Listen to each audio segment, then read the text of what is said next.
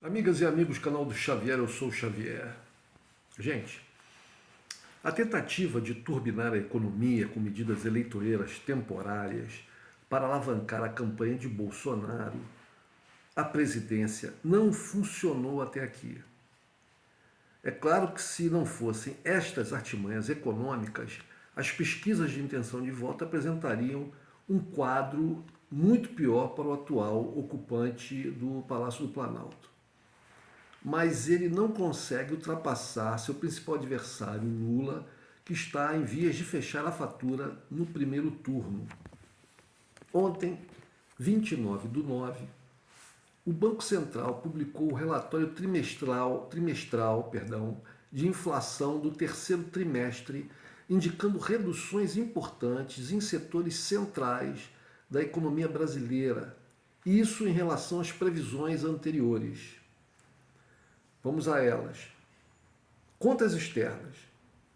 De saldo positivo de 4 bilhões de dólares na balança de pagamentos em conta corrente, que é a balança comercial, mais serviços, mais rendas e juros, houve uma redução para um déficit de 47 bilhões, ou seja, havia uma previsão do Banco Central de que nós teríamos um saldo positivo de 4 bilhões de dólares na balança de pagamentos. A balança de pagamentos é o conjunto de transações que envolve a balança comercial, ou seja, as trocas de produtos. Digamos, por exemplo, a balança comercial entre o Brasil e a Argentina, né, é quanto o Brasil vende para a Argentina e quanto o Brasil compra da Argentina.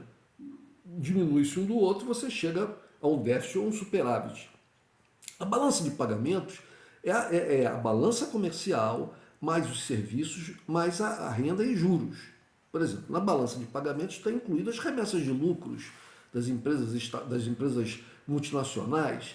Então, por exemplo, a balança de pagamentos entre o Brasil e os Estados Unidos, por exemplo, né, na questão de remessa de lucros é muito desfavorável para o Brasil, obviamente, porque a quantidade de empresas multinacionais americanas que atuam em solo brasileiro e que fazem remessa dos seus lucros para os Estados Unidos é muito maior do que o número de empresas multinacionais brasileiras atuando nos Estados Unidos e que fazem remessa de lucros para o Brasil. Bem, esse relatório trimestral de 30 de junho passado expectava uma alta das commodities por causa da guerra da Ucrânia, né, e um salto na balança comercial de 36 bilhões em 2020 para 86 bilhões neste ano de 2022. Mas isso não aconteceu. Isso não aconteceu. Não houve um aumento, esse aumento esperado na balança comercial. O Banco Central reduziu agora o saldo da balança comercial para 42 bilhões. Né? Ou seja, eles tinham falado antes num saldo de 86 bilhões e reduziram para 42 bilhões. Pois as importações mais as exportações, pois as importações aumentaram, as importações aumentaram mais que as exportações. Né? Por exemplo, a China diminuiu a compra de soja e minério de ferro, né? As importações da Rússia aumentaram e as exportações praticamente pararam. Isso é uma coisa interessante. Com as sanções contra a Rússia, né, o Brasil, por exemplo, teve dificuldade de exportar os seus produtos para a Rússia porque não havia empresas de transporte marítimo, né, e nem aéreo que fizessem a entrega desses produtos brasileiros para a Rússia.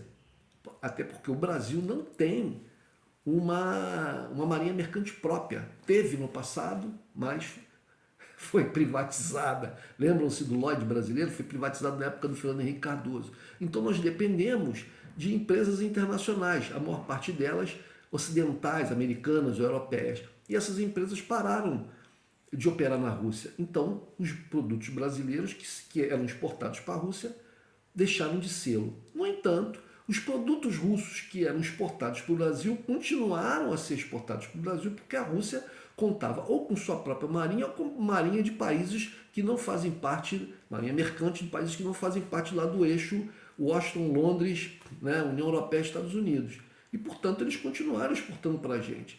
E como nós importamos deles, por exemplo, algumas coisas muito importantes para a nossa economia, como, por exemplo, os fertilizantes, né, essas coisas a gente não parou mesmo de importar. Então, praticamente paramos de vender para a Rússia e continuamos comprando da Rússia e pagando mais caro, porque os preços, por exemplo, do fertilizante aumentaram muito em função das sanções, em função da guerra na Ucrânia, etc, etc. Bom, tem mais. O Banco Central reduziu também a previsão do crescimento do PIB para 2023 de 2,5%, que era a previsão, né, para 1%. De 2,5% para 1%, ou seja, uma diminuição de 60% no PIB de 2023. Pois as transferências, por que isso? Porque as transferências governamentais, o que é isso? Foram as antecipações do 13º, né, dos aposentados, né, a concentração do abono salarial no primeiro trimestre desse ano, os saques os saques excepcionais no fundo de garantia no primeiro semestre, né?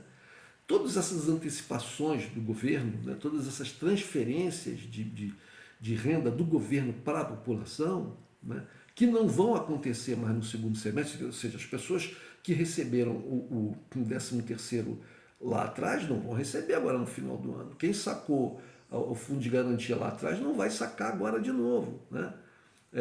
Quem recebeu o abono salarial não vai receber agora de novo, né? Então, essas transferências já efetuadas e que não vão acontecer agora no final do ano vão limitar a expansão de renda das famílias no segundo semestre. Além dos juros altos que causam aperto monetário, né? Já está sendo observado no consumo e no investimento das famílias e empresas, né? Esse aperto monetário já está sendo observado por causa do juro alto, e tudo isso vai refletir negativamente não só nesse segundo semestre, né? Mas também em 2023. Vai refletir negativamente para a demanda interna, acrescido da recessão global fruto da guerra da Ucrânia, das sanções contra a Rússia, né?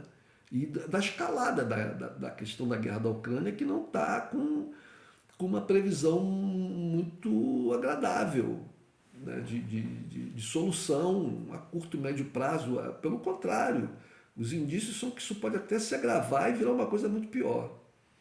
Então, o que acontece? Ou seja, né, vamos aqui para simplificar as coisas. A população que foi e ainda está sendo enganada com pirita, o famoso ouro de tolo, e com joias falsas, né, vai pagar o preço no ano que vem, além desse, já está pagando agora, mas vai pagar o preço no ano que vem, né? E essa bomba, gente, essa bomba vai estourar no colo do próximo presidente, o próximo presidente do Brasil, seja ele o próprio Bolsonaro, que tudo indica que não será, e seja ele o Lula, que tudo indica que será, vai pegar essa bomba. Mais uma razão para que nós elejamos o Lula, porque nós vamos ter que ter um governo que seja eficiente. Vejam só, senhores e senhoras, Bolsonaro colocou na administração pública brasileira, no comando da administração do governo no Brasil, só gente de quinta incompetente. Ele colocou o Pazuello para ministro da Saúde, um general completamente incompetente e que permitiu que a corrupção, né, se instalasse no setor do Ministério da Saúde, responsável pela compra das vacinas. A coisa só não foi à frente porque vazou, porque teve a CPI da Covid, e porque a coisa toda vazou. E aí eles tiveram que parar, porque senão seria um rombo de bilhões nos cofres públicos da corrupção da compra da vacina. Ele colocou como ministro da Educação o pastor que foi tal do Milton Ribeiro, né, que chegou a ser preso. Toda aquela transação do pagamento com ouro para os pastores, etc. Tudo, corrupção pesada. Ele só colocou gente incompetente para não dizer canalha no Ministério da Educação. Desde lá do tal do Vélez, não sei o que, um colombiano que nem sequer falava português direito. Né? Ele colocou, gente, preste atenção, ele colocou no Ministério do Meio Ambiente o Salles, um corrupto envolvido com roubo de madeira. Ele só coloca gente incompetente. O Ministério da Economia, o Ministério Central, tem essa mula do Paulo Guedes, que ele chama de posto Ipiranga. O cara é um imbecil total. O cara está falando agora, ontem, anteontem, em privatizar as praias do Brasil, vender praias do Brasil. É de uma insanidade total. Uma insanidade total. Gente mal intencionada, gente sem empatia com o povo brasileiro, gente incompetente, gente corrupta e canalha.